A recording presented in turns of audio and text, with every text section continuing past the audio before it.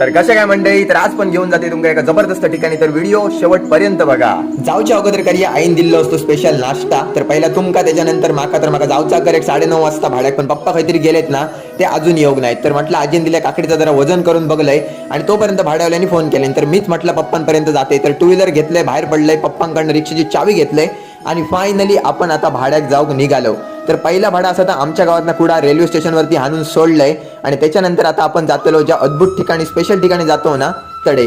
तर आपण सर्व रोड केलो आणि फायनली आपण आपल्या ठिकाणी येऊन पोहोचलो. आपण येऊन पोहोचलो श्री क्षेत्र देवी माऊली मंदिर चेंदवन.